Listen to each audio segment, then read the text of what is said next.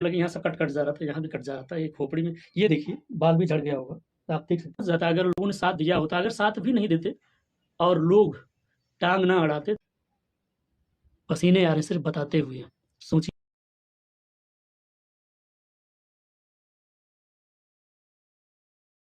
महसूस करिए जब वो मुझ पर गुज़र रहा था कि अब लगा कि मर जाऊँगा और आप लोग समाज में क्या फैला रहे थे कि लड़की का मामला है, वापस आना चाहता, लड़का कमाना नहीं चाहता।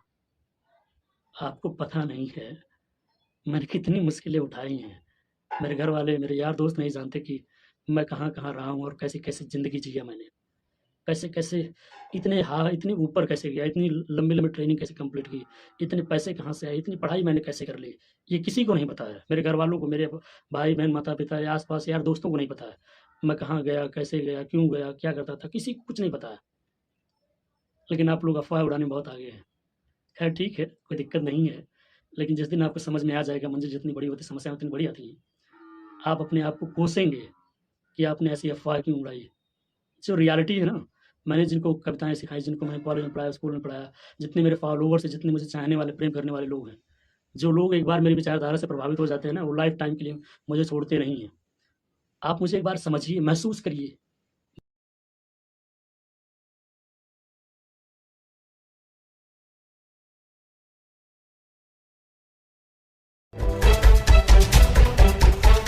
नमस्कार साथियों, आप देख रहे हैं गौतम मोटिवेशन। आप सभी ने एक बात ज़रूर सुनी होगी या देखी होगी, चाहे फ़ेसबुक पे, ट्विटर पे, व्हाट्सएप पे, इंस्टाग्राम पे या यूट्यूब पर या कहीं अन्य सोशल मीडिया अकाउंट पर आपने देखा होगा कि एक पर्वतारोही जो शायर भी है, वो सऊदी में जाके फँस गया, जिसे 5 दिनों तक खाना नहीं दिया गया और वह अंततः मौत के मुँह से कैसे वापस आया और वह पर्वतारोही या शायर होते हुए भी सऊदी में क्यों गया, कैसे गया और वहाँ क्यों फँस गया और उसके बाद वापस कैसे आया, ये सारी बातें मैं आपको बताना चाहता हूँ। और वो सारी बातें भी बताना चाहता हूँ, जो बातें अभी तक आप लोगों के सामने नहीं आई कि वहाँ पर मेरे साथ क्या हुआ, मैं कैसे गया, क्यों गया? और कुछ ऐसी भी चीज़ें कि वहाँ मेरे फँसने के बाद लोगों का रिएक्शन कैसा था, जो लोग मेरे लिए काम करते थे या जो लोग मुझे चाहने वाले थे, मुझे प्यार करते थे या कुछ लोग ऐसे भी थे जिन लोगों ने मेरे बारे में गलत अफ़वाहें उड़ाई या जिन लोगों ने कुछ ऐसी चीज़ें भी कर दी कि मेरे बारे में लोग गलत सोचने लगे, जो मुझे प्यार करते थे, चाहने वाले थे, वो लोग भी मुझसे थोड़ी-सी नफ़रत करने लगे।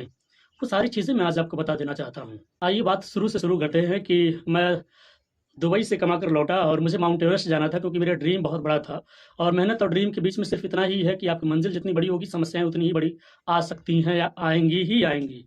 आपको उतना ही बड़ा मेहनत करना होगा जितनी बड़ी आपकी मंजिल होगी।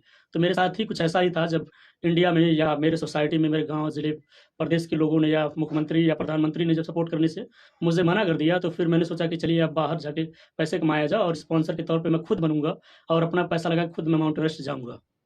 ये सारी चीज़ें जब मैंने सोचा उसके बाद मैं दुबई गया, दुबई से कमा कर लौटा और फिर सोचा कि अब कुछ पैसे हो गए, अब चलिए कुछ पैसे और इकट्ठा करने के लिए सऊदी चलते हैं। सऊदी में मैं सिविल फ़ोरमैन के ट्रेड पे गया और वहाँ मेरी सैलरी जो थी वो लगभग ₹3500 थी, यानी कि 3500 रियाल था, तो लगा कि काफ़ी अच्छा पैसा है और 2-3 साल रहेंगे तो पैसा हो जाएगा। 3500 रियाल का मतलब आप समझ लीजिए कि 1 रियाल का इस वक़्त मुझे लगता है कि ₹20 बन रहे होंगे, तो आप 3500 गुणे 20 कर लीजिए, आपको पता चल जाएगा मेरी मंथली इनकम कितनी थी वहाँ पर। तो ये हुआ कि ठीक है, अब तो सैलरी अच्छी लग गई है, अब 2-3 सालों में कमा के माउंट एवरेस्ट चला जाऊँगा, अच्छा रहेगा। तो 2019 31 जनवरी को मैंने यहाँ से फ्लाइट पकड़ी दिल्ली से और फ्लाइट से मैं डायरेक्ट पहुँच गया सऊदी और सऊदी पहुँचने के बाद वहाँ पर इमिग्रेशन भी हो गया और मैं कंपनी में चला गया और वहाँ काम करने लगा। सब चीज़ें हो लगीं और फिर मैंने पासपोर्ट से एक सिम निकलवाया, सिम निकलवाने के बाद ये हुआ कि घर पे फ़ोन करके बता दिया जाए कि पहुँच आए हैं। अपने चाहने वाले लोगों को बता दिया जाए कि पहुँच आए हैं। तो ये सब चीज़ें 1 हफ़्ते तक चली और 10-12 दिन बीत गया, जैसे 11 तारीख आया, 11 तारीख को ये हुआ कि कंपनी जो अल नासिर थी, कंपनी का नाम था अल नासिर सऊदी कंपनी, उसने मुझे दूसरे कंपनी को हैंडओवर कर दिया कि इस आदमी को दूसरे आदमी को हैंडओवर कर दिया जाए। तो उस कंपनी ने मुझे और किसी कंपनी को हैंडओवर कर दिया और वहाँ पर हुआ क्या, मेरा ट्रेड चेंज कर दिया गया। मैं स्टाफ वर्कर था, मुझे लेबर में डाल दिया गया और रंबल में लोग जो बड़े-बड़े स्टील वाले वो आते थे, पिलर, जैसे हमारे यहाँ दीवार में पिलर होता है कॉर्नर-कॉर्नर पर, उसी तरह वहाँ पे जो रंबल में बनाए जाते हैं, वो पिलर लगाए जाते हैं स्टील के, बाकी दीवारें ईंट की खड़ी होती हैं। तो ऐसे हुआ कि लेबर में डाल दिया गया, करते-करते जब काफ़ी दिक्कतें आने लगी, यहाँ सब कट-कट जा रहा था, यहाँ भी कट जा रहा था, ये खोपड़ी में ये देखिए बाल भी झड़ गया होगा, आप देख सकते हैं।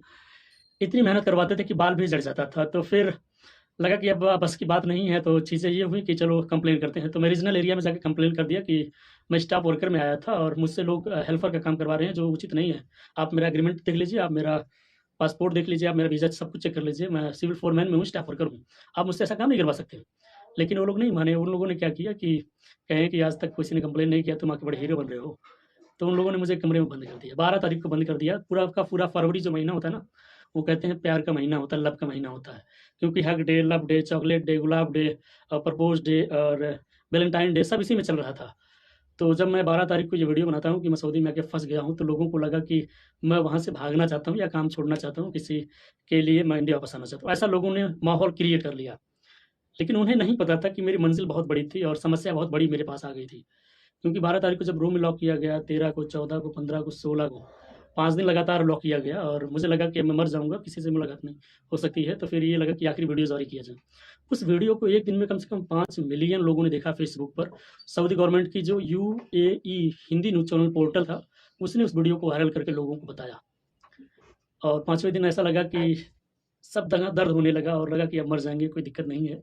तो ऐसा लगा कि चलो अच्छा मर जाते हैं, तो किसी से मुलाकात नहीं होगी, मंज़िल भी खत्म, कमाई भी खत्म, सब फिनिश होने वाला है। तो फिर यही था कि अब चलो क्या किया जा सकता है, लगता है यही आखिरी ज़िंदगी है। तो जब काफ़ी नज़दीक मौत आ गई, तो वह वीडियो सैयद आबिद हुसैन जी के पास पहुँचा, जो भोपाल के रहने वाले थे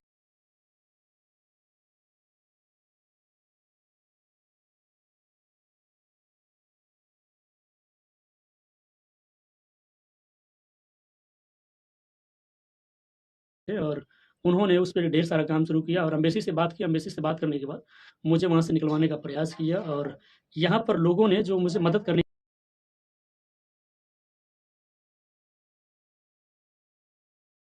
के लिए साथ में आए थे, तो समाज सेवी भी लोग थे जो गलत माहौल फैलाए। लेकिन मैं आपको बता देता हूँ, समाज या जात बिरादरी के लिए जो आज लोग काम कर रहे हैं ना, वो समाज को लूटने का काम कर रहे हैं। जात विशेष बिरादरी को लूटने का काम कर रहे हैं। इस बात को समाज को बड़े तार्किक ढंग से समझना होगा। नेता अभिनेता जितने भी हैं, वो सिर्फ अपने व्यक्तिगत विकास के लिए लगे हैं। सोसाइटी में वो नहीं चाहते कि उनसे आगे भी कोई जाए। वो लोग सिर्फ इतना चाहते हैं, आप यहाँ मौत होगी तो 1000 रुपये दे देंगे, शादी होगी तो 5000 दे देंगे, आपको चपरासी की नौकरी चाहिए तो फ़ोन करवा देंगे, नल गड़वाना है तो फ़ोन करवा देंगे। लोगों को लगता है कि अरे बहुत अच्छा काम कर रहे हैं नेताजी, मेरा हेल्प कर रहे हैं। जबकि ये सच नहीं है। कभी भी आप देखिएगा, जब आप उनसे ऊपर जाने का प्रयास करेंगे ना, तो आपको आपके समाज के लोग पहले दबा देंगे, आपके आस-पास के लोग आपको पहले दबा देंगे। कुछ ऐसा ही मेरे साथ हुआ। लोगों को लगा कि मैं माउंट एवरेस्ट चला जाऊँगा, बहुत सारी चीज़ें मैं अचीव करने वाला था। मैं दुनिया की सातों जो हाईएस्ट पीक है, उनको अचीव करने के लिए मैंने कदम बढ़ा दिया था, एक इतिहास रचने की तरफ। लेकिन लोगों को ये मंज़ूर नहीं था, सोसाइटी के लोगों को, समाज को, अगुवाई करने वाले लोगों को ये मंज़ूर नहीं था। इसीलिए लोगों ने मेरा हर जगह से पत्ता काटना शुरू कर दिया। हर जगह का मतलब ये था कि लोगों ने मिलना शुरू कर बंद कर दिया, फ़ोन फ़ोन उठाना बंद कर दिया। जो लोग पहले ये चाहते थे कि स्पॉन्सर कोई और दे, ये किसी तरह से पहुँच पाए नहीं तो कोई बात नहीं, हटाओ इसको, कोई बड़ी बात नहीं है। तो यही था, मतलब सोसाइटी में यही चल रहा था कि अरे! अगर ये चला जाएगा तो जो समाज के बिरादर के नेता हैं, वो तो फिर दिक्कतें आ जाएँगी। तो ऐसा नहीं था कि मैं मंज़िल पे पहुँच जाता, अगर लोगों ने साथ दिया होता, अगर साथ भी नहीं देते और लोग टाँग ना अड़ाते तो भी मैं पहुँच जाता। लेकिन लोगों ने टाँग अड़ा के, क्योंकि लोग उन लोगों ने टाँग अड़ाए जो उस लायक थे। लायक का मतलब ये थे, जिनका पद था, जिनकी पहुँच थी, उन लोगों ने इसको नकारात्मक ढंग से लेते हुए और जहाँ-जहाँ मेरी पहुँच थी सबको काटते चले गए कि इस लड़के का काम नहीं होना चाहिए। ये बात रियल मैं बता रहा हूँ आपको, ये बात मेरे साथ बीती, आप बीती बता रहा हूँ। जब किसी की मंज़िल नज़दीक हो और उसका सपना टूट जाए और काफ़ी नज़दीक हो, जो सब कुछ अचीव कर लिया हो। मैं नेशनल लेवल का प्लेयर रह चुका था और मैंने पूरे ऑल इंडिया में मेरी 6वीं रैंक आई, पूरे उत्तर प्रदेश का मैं इकलौता गुड क्लाइंबर था। तो काफ़ी कुछ अचीव कर लिया था, ऐसा नहीं था कि मैं ऐसे ही था। लेकिन लोग नहीं चाहे और लोगों का ना चाहने का मतलब ये था कि 35 लाख रुपए आए कहाँ से? तो नहीं आया और मैं इंडिया वापस आ गया। फिर ये हुआ कि नॉर्मल ज़िंदगी जिया जाए और फिर सभी लोगों को शुक्रिया अदा बाद में कहा और भी चीज़ें इसमें हैं, क्योंकि फरवरी का महीना था, वो वीडियो का आना, लोग सोचे लड़की-वड़की का चक्कर होगा, ये सब वगैरह-वगैरह। जबकि ऐसा कुछ नहीं था। रियलिटी क्या थी, जब आपको 5 दिन खाना ना दिया जाए ना और 5 दिन आपको कमरे में बंद करके रखा जाए, तब आपको होश आएगा कि कितनी मेहनत हुई होगी। ये पसीने आ रहे होंगे ना, देखिए, पसीने आ रहे हैं सिर्फ़ बताते हुए। सोचिए, महसूस करिए, जब वो मुझ पर गुज़र रहा था कि अब लगा कि मर जाऊँगा और आप लोग समाज में क्या फैला रहे थे कि लड़की का मामला है, वापस आना चाहता था, लड़का कमाना नहीं चाहता। आपको पता नहीं है, मैंने कितनी मुश्किलें उठाई हैं। मेरे घर वाले, मेरे यार दोस्त नहीं जानते कि मैं कहाँ-कहाँ रहा हूँ और कैसी-कैसी ज़िंदगी जिया मैंने। कैसे-कैसे इतने ऊपर कैसे गया, इतनी लंबी-लंबी ट्रेनिंग कैसे कंप्लीट की, इतने पैसे कहाँ से आए, इतनी पढ़ाई मैंने कैसे कर ली, ये किसी को नहीं पता है। मेरे घरवालों को, मेरे भाई-बहन, माता-पिता या आस-पास यार दोस्तों को नहीं पता है। मैं कहाँ गया, कैसे गया, क्यों गया, क्या करता था, किसी को कुछ नहीं पता है। लेकिन आप लोग अफ़वाह उड़ाने में बहुत आगे हैं। खैर ठीक है, कोई दिक्कत नहीं है। लेकिन जिस दिन आपको समझ में आ जाएगा मंज़िल जितनी बड़ी होती है, समस्या उतनी बड़ी आती है। आप अपने आप को कोसेंगे कि आपने ऐसी अफ़वाह क्यों उड़ाई। जो रियलिटी है ना, मैंने जिनको कविताएँ सिखाई, जिनको मैंने कॉलेज में पढ़ाया, स्कूल में पढ़ाया, जितने मेरे फॉलोवर्स हैं, जितने मुझे चाहने वाले, प्रेम करने वाले लोग हैं, जो लोग एक बार मेरी विचारधारा से प्रभावित हो जाते हैं ना, वो लाइफ़ टाइम के लिए मुझे छोड़ते नहीं हैं।